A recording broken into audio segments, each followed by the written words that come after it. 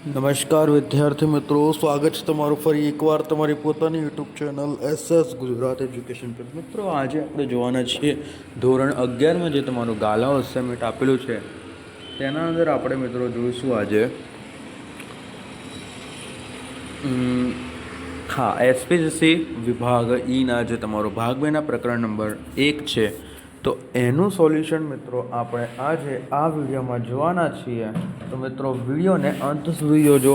Video ગમશે તો મિત્રો વિડીયોને લાઇક અને મિત્રો ચેનલને સબસ્ક્રાઈબ કરવાનું ભૂલતા નહીં. ઓકે, તો શરૂ કરીએ આપણું આજનું સોલ્યુશન. અને એ પહેલાં તમે જો મિત્રો આ સંપૂર્ણ ગાલા અસાઇનમેન્ટના સોલ્યુશનની PDF મેળવવા માંગતા હોય તો તમને મિત્રો જે સ્ક્રીન ઉપર મોબાઈલ નંબર આપેલો છે તેના પર કોલ કરી દેજો.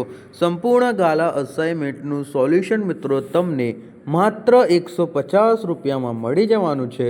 તો ફટાફટ ભાઈ કોલ કરીને આખા ગાલા અસાઇનમેન્ટના સોલ્યુશનની PDF મેળવી લેજો, જેથી તમને તૈયારી કરવામાં સરળતા રહે. ઓકે, તો જોઈએ પહેલા નંબરનો પ્રશ્ન છે, સેક્રેટરી પાસે કયા કયા કાયદાઓનું જ્ઞાન અપેક્ષિત છે? તો કે સેક્રેટરી પાસે નીચેના કાયદાઓનું જ્ઞાન અપેક્ષિત છે. પહેલું છે ભારતીય કરારોનો કાયદો, બીજું છે માલ વેચાણનો કાયદો, ત્રીજું છે પ્રોવિડન્ટ ફંડ અંગેનો કાયદો, ચોથું જામીનગીરી કરાર અંગેનો કાયદો, પછી છે કોપીરાઇટ તેમજ સ્ટેમ્પ ડ્યુટીનો. શેનું છે ભાઈ? આ સેક્રેટરી પાસે. સેક્રેટરી શેનું જ્ઞાન હોવું જોઈએ? આ જ્ઞાન ના હોય તો સેક્રેટરી ના ગણાય. ઓકે, ભારતીય કરારનો કાયદો સેક્રેટરીમાં હોવો જોઈએ, માલ વેચાણનો કાયદો હોવો જોઈએ, પ્રોવિડન્ટ ફંડ અંગેના કાયદો હોવો જોઈએ, એટલે કે FD. પ્રોવિડન્ટ ફંડ એટલે શું? FD. સોરી પ્રોવિડન્ટ એટલે ફંડ નહીં, FD એટલે બીજું કે થાય છે. પ્રોવિડન્ટ ફંડ એટલે FD ના થાય, PF થાય, PF. ઓકે, ભૂલી ગયો તો હું.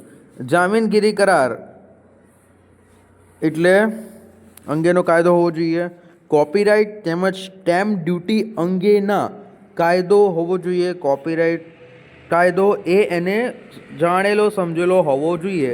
કોણે? તો કે સેક્રેટરીએ. કોપીરાઇટ તેમજ સ્ટેમ્પ ડ્યુટી અંગેનો કાયદો. ત્યારબાદ સેબીનો કાયદો. સેબી તમને ખબર જ છે ને? એ શેર માર્કેટ્સમાં પણ આવે છે. વેટ અંગેનો કાયદો. જાણકારી હોવી જોઈએ સેક્રેટરી. તમે જો ભવિષ્યમાં જઈને કોઈ સેક્રેટરી બનો તો આ પહેલાં આવું બધું, ભાઈ સોસાયટીના સેક્રેટરીની વાત નથી, હા, કંપનીના સેક્રેટરીની વાત છે. કારખાનાના ધારો અને GST અંગેનો કાયદો વગેરે હોવો જોઈએ. ઓકે મિત્રો, ત્યારબાદ આવી જઈએ બીજા નંબરના પ્રશ્ન તરફ. સેક્રેટરી માટે અંગ્રેજી ભાષા ઉપર પ્રભુત્વ કેમ જરૂરી છે? તો કે નીચેના કારણોસર સેક્રેટરી માટે અંગ્રેજી ભાષા ઉપર પ્રભુત્વ હોવું જરૂરી છે. તો શું છે એ જોઈશું. તો કે કંપનીના બધા જ કામકાજો અંગ્રેજી ભાષામાં ચાલે છે. હેલો, હાવ આર યુ વગેરે વગેરે. જુદા જુદા પક્ષકારો સાથે કંપની વતી મોટા ભાગે અંગ્રેજીમાં વાટાઘાટો તેમજ પત્રાચાર કરવાના હોય છે.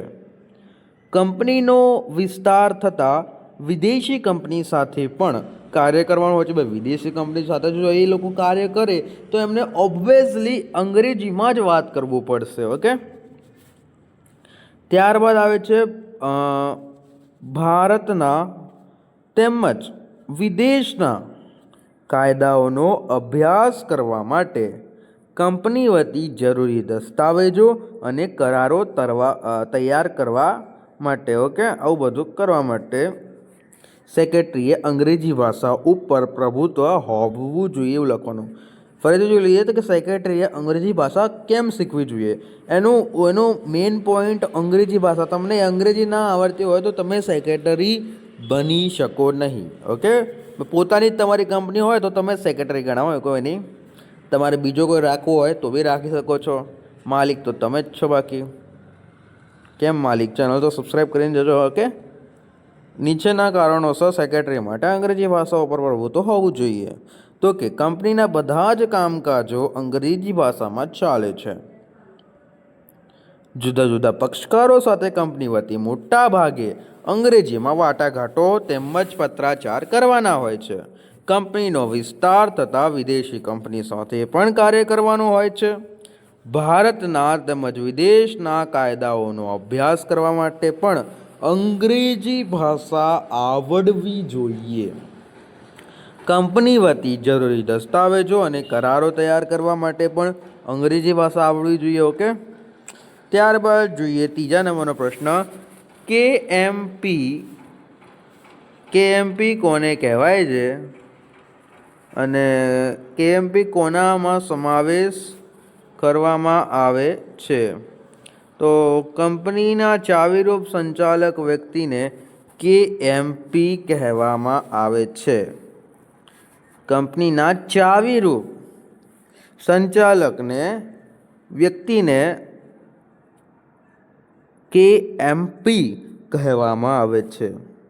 કંપની ધારામાં નીચે દર્શાવેલ 5 વ્યક્તિઓનો સમાવેશ ચાવીરૂપ સંચાલકીય વ્યક્તિ એટલે કેએમપીમાં કરવામાં આવે છે. પહેલું છે મેનેજિંગ ડિરેક્ટર, બીજું છે કંપની સેક્રેટરી, ત્રીજું છે પૂર્ણ સમયના સંચાલક. શું છે? પૂર્ણ સમયના સંચાલક.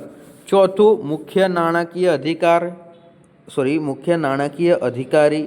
પાંચમું છે બીજા કોઈ એવા અધિકાર કે જે કંપની ધારા પ્રમાણે ખાસ દર્શાવેલ હોય. કોણ કોણ આવે છે આના અંદર? મેનેજિંગ ડિરેક્ટર, કંપની સેક્રેટરી, પૂર્ણ સમયના સંચાલક, મુખ્ય નાણાકીય અધિકારી અને બીજા કોઈ એવા અધિકારી જે કોઈ કંપનીના પ્રમાણે ખાસ ઠરાવ દર્શાવેલ હોય. અરે યાર શેટ, જસ્ટ 2 મિનિટ મિત્રો. પહેલાનું સાતમું આપણે પહેલાનું સાતમું પતી ગયું છે લાગ્યા ને. એક મિનિટ, બીજું આવે ને આપણે સેક્રેટરી. હા, અંગ્રેજી ભાષા ઉપર. હા, કેએમપી. ઓકે, સમજી ગયો. Okay, managing director, company secretary, પૂર્ણ સમય સંચાલક, મુખ્ય નાણાકીય અધિકારી અને બીજા કોઈ એવા અધિકારી કે જે કંપની ધારા પ્રમાણે ખાસ દર્શાવેલ હોય. મિત્રો, ચોથા નંબરનો પ્રશ્ન જોઈએ ને તે પહેલાં તમે જો આ સંપૂર્ણ ગાલા અસાઇનમેન્ટના સોલ્યુશનની મિત્રો PDF મેળવવા માંગતા હોય તો તમને જે સ્ક્રીન ઉપર મોબાઈલ નંબર આપેલો છે તેના પર કોલ કરી દેજો. સંપૂર્ણ ગાલા અસાઇનમેન્ટના સોલ્યુશનની PDF મિત્રો તમને માત્ર 150 રૂપિયામાં મળી જવાની છે. તો ફટાફટ કોલ કરીને એ PDF મિત્રો મેળવી લેજો. ઓકે, આગળ વાત કરીએ.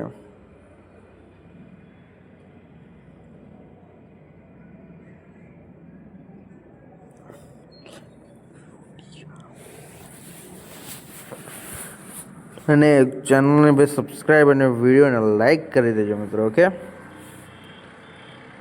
ચોથું છે કંપની ધારા મુજબ સેક્રેટરી પાસે કઈ શૈક્ષણિક લાયકાત હોવી જોઈએ? તો કે કંપની ધારા મુજબ સેક્રેટરી પાસે નીચે મુજબની શૈક્ષણિક લાયકાત હોવી જોઈએ. શું છે જોઈએ? તો કે તેની પાસે સ્નાતકની પદવી હોવી જોઈએ. સેક્રેટરી પાસે શું હોવું જોઈએ ભાઈ? સ્નાતકની પદવી હોવી જોઈએ. તેની પાસે સ્નાતકની પદવી હોવી જોઈએ. પછી તેની પાસે institute of company secretary of ઇન્ડિયાનું પ્રમાણપત્ર હોવું જોઈએ.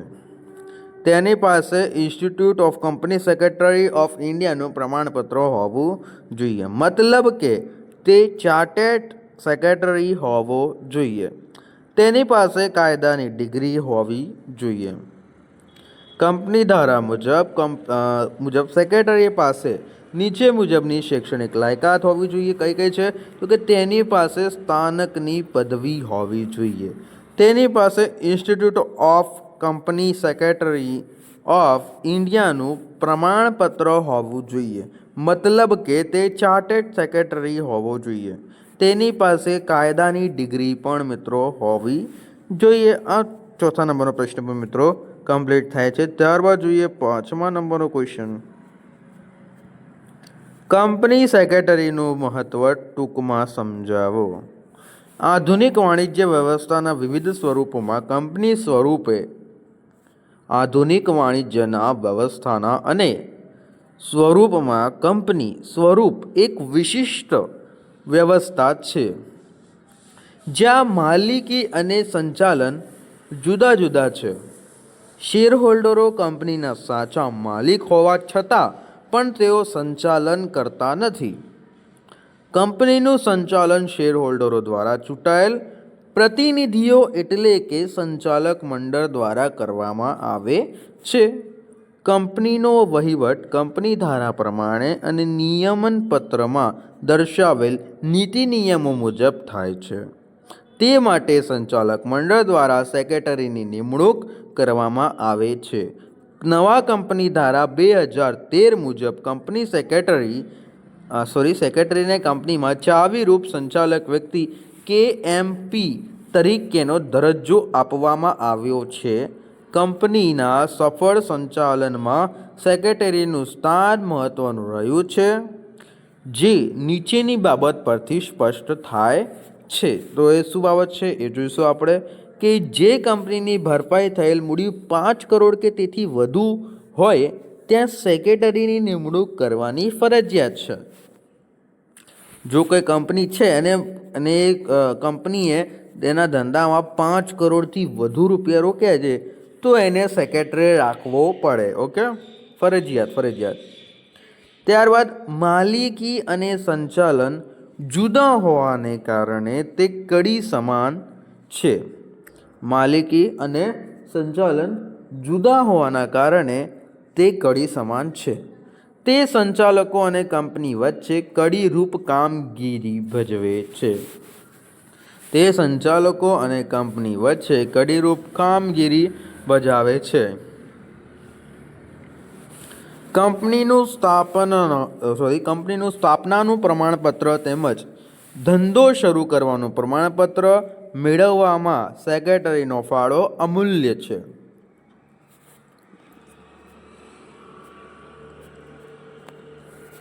કંપની સ્થાપનાનું પ્રમાણપત્ર તેમજ ધંધો શરૂ કરવાનું પ્રમાણપત્ર મેળવવા માટે સેક્રેટરીનો ફાળો શું છે? અમૂલ્ય છે.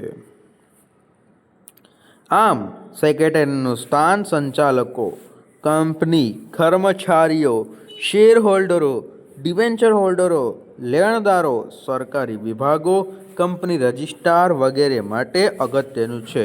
કંપનીના વિકાસમાં સેક્રેટરીનો બહુમૂલ્ય ફાળો છે.